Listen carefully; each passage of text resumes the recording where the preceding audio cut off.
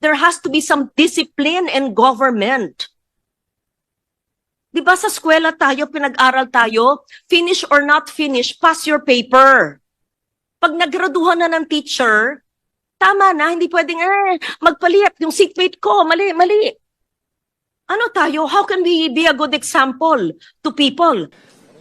Actually, Madam Chair, medyo kinakabahan ako dito.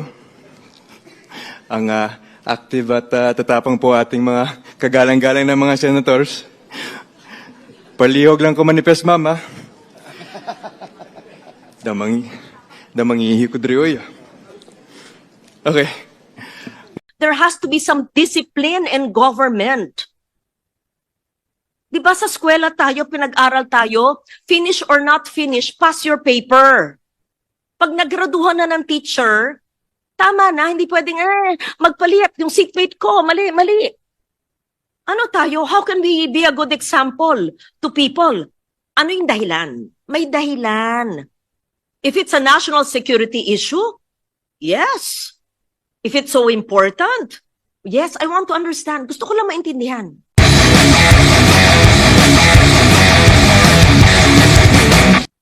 At the end of the day, I will support my chair. But let me please put this on record. Just like I spoke last night and now about the OTR, it's the same issue with the Department of Agriculture. If the more than 8 billion pesos worth of farm-to-market roads were indeed essential in serving our farmers in the hinterlands, why was it not included in the NEP or even in the HGAB? Even if you say that there are coordinates, why did they swap? So I would like to know what were the more than 8 billion pesos worth of FMRs that are deleted now from the HGAB and the Senate version that we are reviewing in the BICAM. Sino po ang mga magsasaka na maaapektuhan sa matatanggal na FMR dahil pinalitan ng DA ang kanilang listahan ng farm-to-market road? I don't understand. So ano mangyayari po sa farm-to-market roads na sinumite ng DA, na inaprubahan ng HGAB, na inaprubahan po natin, tapos papalitan dahil sa isang sulat? So I would just like to make it clear that these are not Senate-introduced FMRs. We did not introduce or submit a list to the Secretary, just to be fair, okay? Insofar the Senate is concerned, we understand and support the House amendments for farm-to-market roads in specific rural districts, and that is both needed, and as long as there are coordinates and not just a lump sum, that is supported. But suddenly there's a change. And as I said, I spoke to Secretary Laurel on Sunday morning because I was confused with the 16B NEP and the another 16B HGAB. And he said, I don't know if I should say it here. Okay, he said something. I will tell you later.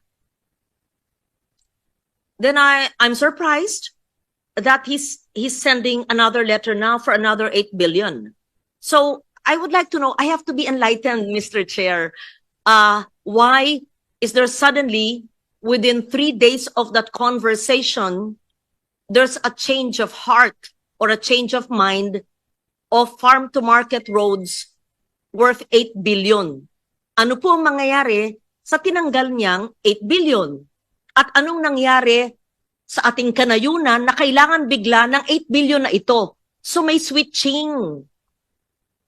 May switching, may swap. So yung tinanggal po na 8 billion, malay ko kung saan yun, saan po ilalagay? Sa NEP ng 2027? Ito pong bagong 8 billion, saan po nanggaling yan? Anong mga distrito, probinsya, bundok, kanayunan, saan? Please enlighten this representation.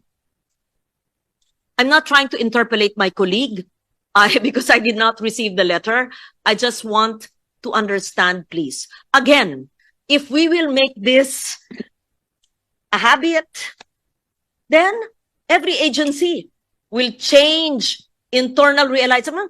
Oh, pareho naman ng level eh. Papalitan na namin ng laman. Ano tayo, halo-halong kalamay? Ang BICAM, nangyayari ba sa akin noon? Ay, hindi ko tatanggap ng ganyan. Last minute? Di. So, maybe you can, what is that agricultural emergency that the DA will have to change 8 billion worth of FMRs? I want to know and understand. I'm not angry at the vice chair or the chair of Agri. I'm just passionate when there's something I do not understand and I need to comprehend it, Mr. Chair. In the end, I will support my chair. If I may place on record, this request has not been acted on. So we continue to, well, at least for the Senate, we are standing by the previous list that we approved on December 13. Now, if unless there are members of the bicameral conference committee who disagree, I think we should stick with the December 13. Mr. Chair, And for the record, the December 13 list has coordinates. The 33 billion peso December 13 list. We approved it with the coordinates.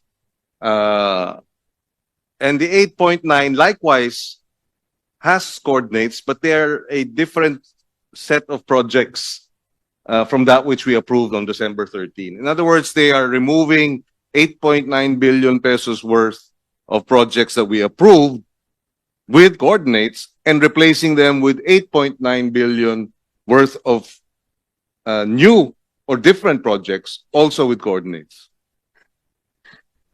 Alam ko sasabihin po nila, pareho naman yung level.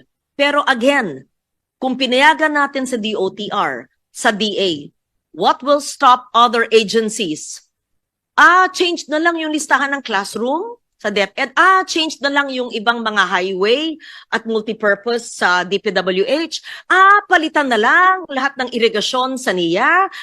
Tanggalin na lang. These lapses will affect the planning of projects that are, we're so diligent in our responsibility to plan, to submit requirements. Tapos isang sulat lang, palit. I think you have, I'm sorry, Mr. Chair. Okay, hindi ako yung chair. Ano yung dahilan? May dahilan. If it's a national security issue, yes.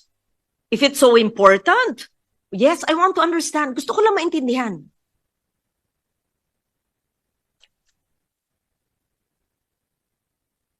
So there's something he knows that we don't know. May I venture a guess based on, well, Not guess. no, it's not a because guess. BICAM is Let not me guessing. finish, ma'am. May I venture a guess based on the letter that he sent to us and the reason that he gave? Part of the reason that he gave was, please be informed that the earlier submission was made without the approval of the Secretary of Agriculture, as the undersigned was on official medical leave at that time. So, and this is where my guess comes in. No, this is where my intelligent guess comes in, if I may be allowed to perhaps try to understand what happened here. This is the first time we have asked for coordinates. We've never asked for coordinates before. In previous budgets, it has always been lump sum. So it is possible that because this is the first time that this is being requested, then therefore the preparation of these coordinates had to go through a process that somehow there were gaps. And that being the case, because of the gaps, they had to correct the submissions. That is my intelligent understanding. We've never asked for coordinates and an itemized list of projects in the past. This is the first time. Mr. Chair, may I? Ang DPWH, months ago. Sabi, overpriced. Bunuan budget yan. Overpriced. Ibaba. Paulit-ulit. Sa hearing, sa technical working group, sa media, even the president said the same thing. Our chair worked diligently with LBRMO, everyone, and DPWH, binaba. Ayon sa kanilang inputs at methodology, binaba. Inapprove natin. Sa BICAM, sabi, itaas. Kaya nga nagkaroon ng impasse for a while, pero nasolve natin sa CMPD. Thank you to the House for agreeing for a truthful, accurate budget. Salamat. Tapos, DOTR. Yan, may letter. Internal realignment. Sige na. Tapos, ang DA. Yung 8.9, hindi pala official transmission yan.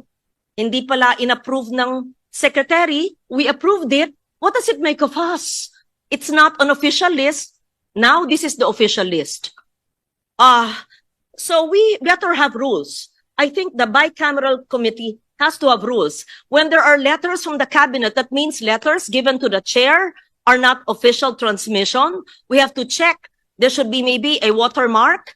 So they're saying that these were not official transmissions because the secretary was on medical leave. Ano ibig sabihin yan? So, sino nagpadala? USEC niya? What was it? A fake list? And then the bicameral conference committee approved it? Hindi ganyan eh. Hindi, nangyayari ba yan nung 10 years ago? Hindi. Not as, walang ganyan. Hindi nangyayari yan noon. Hindi ganitong kagarapal. Ang pagpapalit-palit. Ibaba ang presyo. Sumunod. Ayon sa kanila. Itaas ang presyo. I-recompute. DPWH yan. DOTR, realignment, palit lang naman. DA, palitan. Hindi ako yun, hindi kami yun.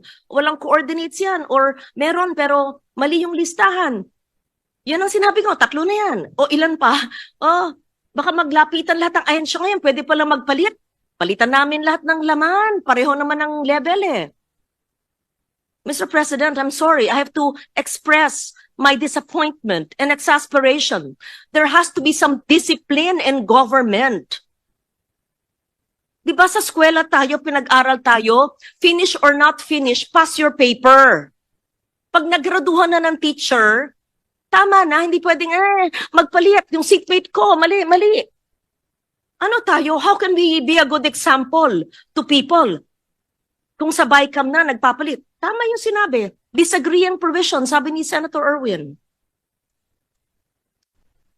Mr. Chairman? Go ahead, Sen. Yeah. Mr. Chairman, the Secretary is the head of agency. He's the alter ego of the President. He has the overall knowledge on how his department should go, especially on Farm to Market Road. And so therefore, when the Secretary recommends, we have to give so much weight for that under the principle of regularity of function, that the Secretary is regularly doing his job. And to the best of his knowledge and ability, that is the list that he believes should be implemented. So therefore, I support the new list because that comes after a good study by the Secretary. He was on leave when that was given. Probably the NEP did not have the proper amounts and the proper coordinates, and there was none. Now there are coordinates, and he wants to correct it. He wants to have something that will be implementable. So I support, Mr. Chairman, the new list of Secretary Kiko Laurel. Thank you. If I may, Senwin, I'll just read part of the letter sent by Secretary Francisco Chu Laurel explaining the new list. After thorough consideration, the department has identified the final FMR projects that are critical in linking key production areas. These projects were selected based on their readiness for implementation, consistency with national and regional development priorities, and their projected contribution to enhancing agricultural productivity, minimizing post-harvest losses, and expanding market access for farmers in priority areas. Further, the department will be undertaking for the first time the direct implementation of farm-to-market road projects. Hence, the attached final list consists of projects that are operationally workable on the part of the department and conducive to timely and effective implementation. I'm not sure if this is the same letter that Sen Kiko has on hand, because also in the first paragraph, he explained that the undersigned was on official medical leave at the time that the during the earlier submission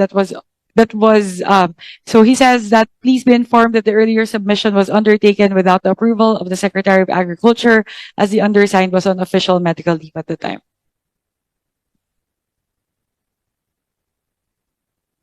Actually, I was talking to Senator Lauren. Ang tanong niya kung nangyayari ho to nung mga unang panahon.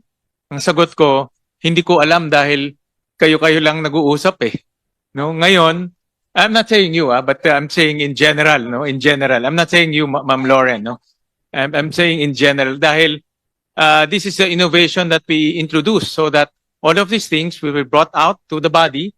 Pag-usapan natin, pagdebatihan natin, we might not agree, we might agree, we might find some solutions, pero ang importante ho dito, nalalaman ng lahat, no? Hindi lang sa ilan-ilan lang po ang nalalaman.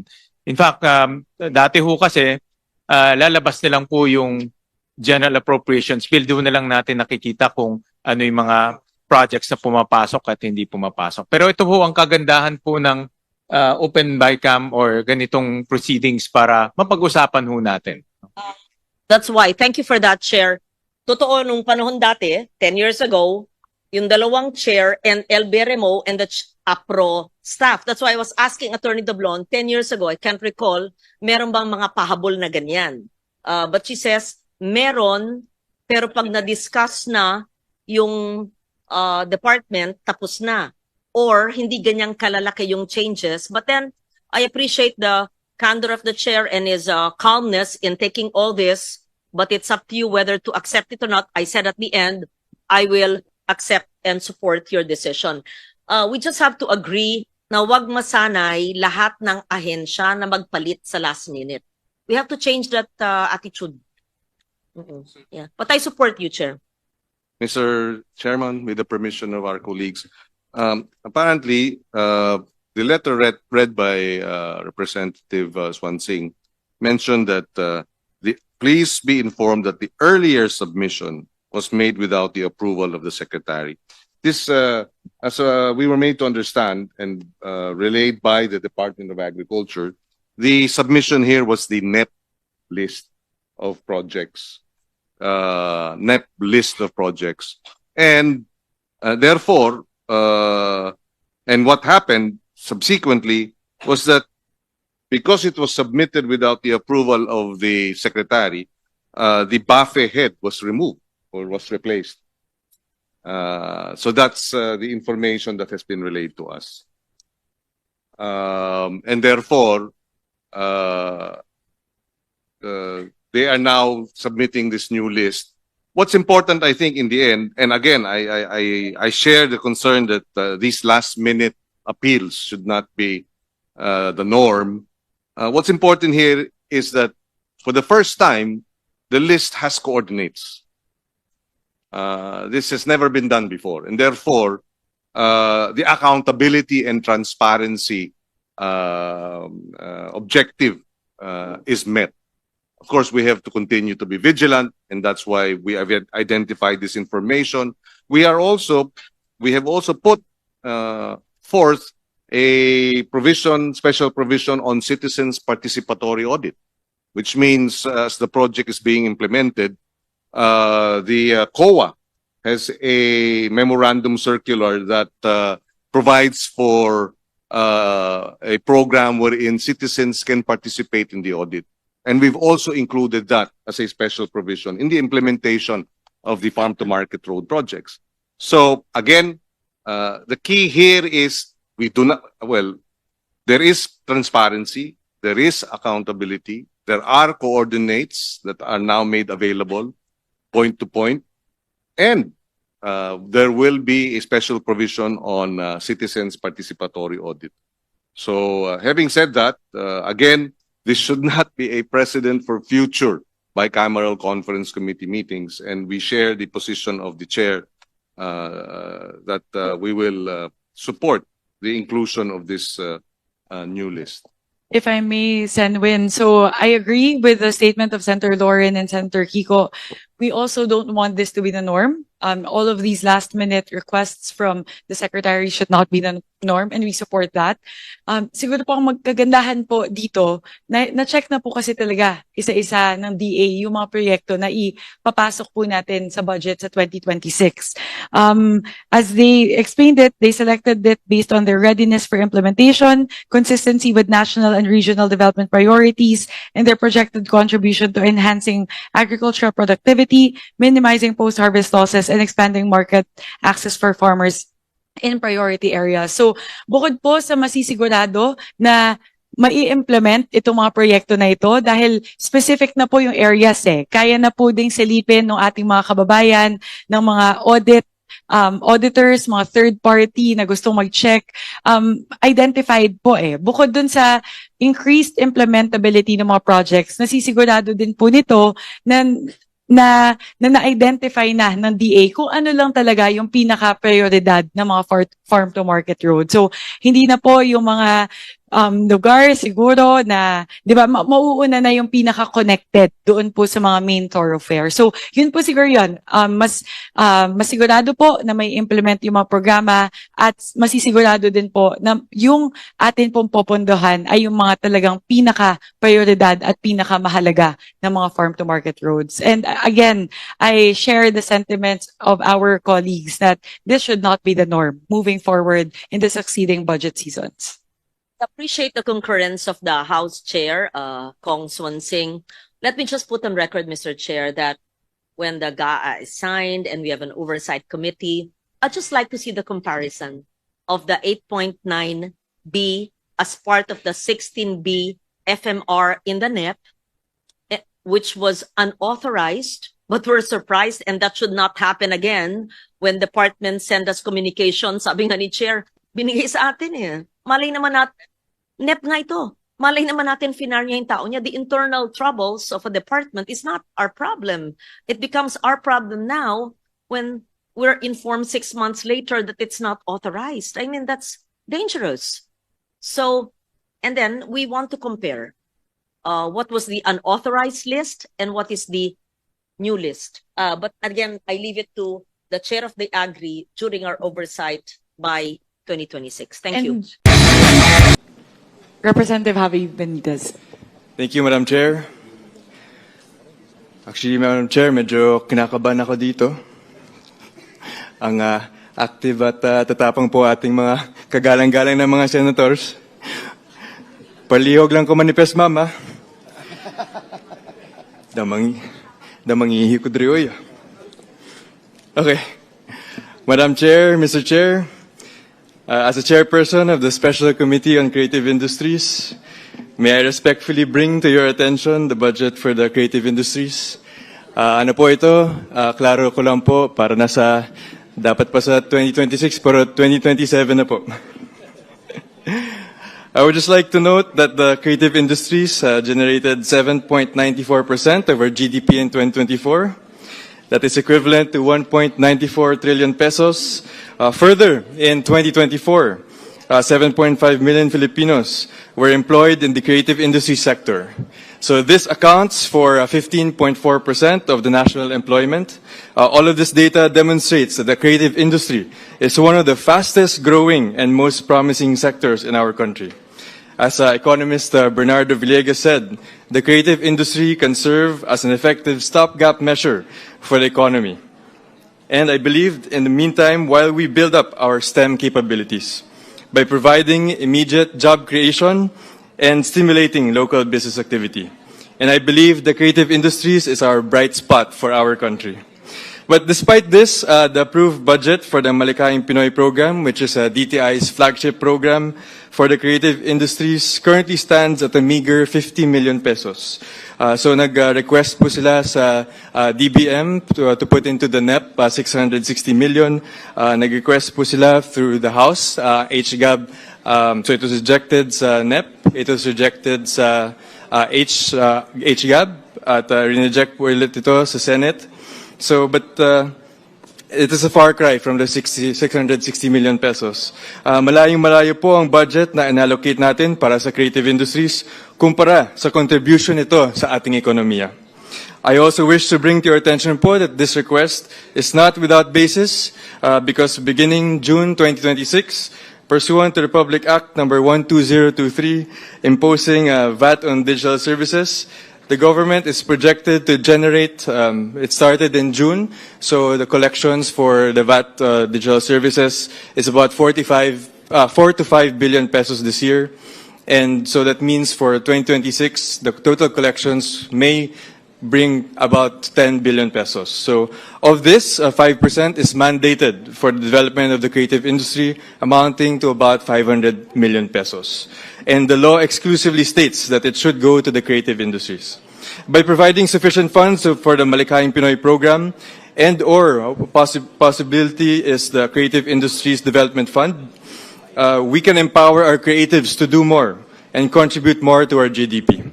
And with additional funding, mas maipakita natin ang creativity at talento ng mga Pilipino sa iba't ibang sektor tulad ng film, music, design, animation, gaming, publishing, fashion, at hanggang digital content. So, Madam and Mr. Chair, I would like to also mention that the Philippines will be hosting the 2026 ASEAN Summit, where the creative industry is one of the key priorities. Ang sabi po ng ating President na BBM is the priority economic development is within the creative industries. And the President proclaimed that the visiting delegates from our ASEAN neighbors will experience the spirit of the Filipino people. We would definitely need more than 50 million if we want to realize the President's promise to warmly welcome our delegates for ASEAN, especially with plans for the Creative Industries Month in September.